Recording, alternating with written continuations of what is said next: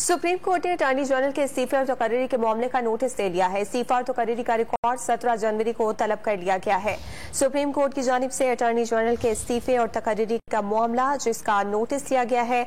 मजीद बात करेंगे don news के नुमाइंदे हसीब भट्टी से। हसीब, अदालत ने क्या रिमार्क्स दिए?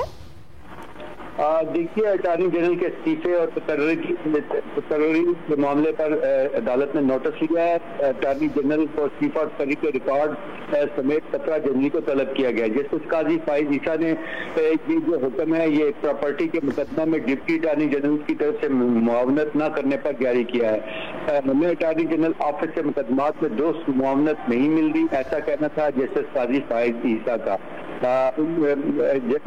अटॉर्नी जनरल कौन है? जस्टिस फाइज ईसा ने इस्तफसार किया डिप्टी अटॉर्नी जनरल से कि उनका कहना था कि इश्तर औसाफ अटॉर्नी जनरल हैं। इश्तर औसाफ का तो इस्तीफा हो चुका है, मंजूर हो चुका है।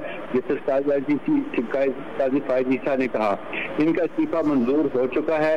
जस्टिस काजी फाइज ईसा की सदाई दो रुकनी बेंच ने सबक की। जी बहुत शुक्रिया हसीब भट्टी। हमें बता रहे हैं अटॉर्नी जनरल के इस्तीफे और तकर्री का रिकॉर्ड 17 जनवरी को अदालत की जानिब से तलब किया गया है।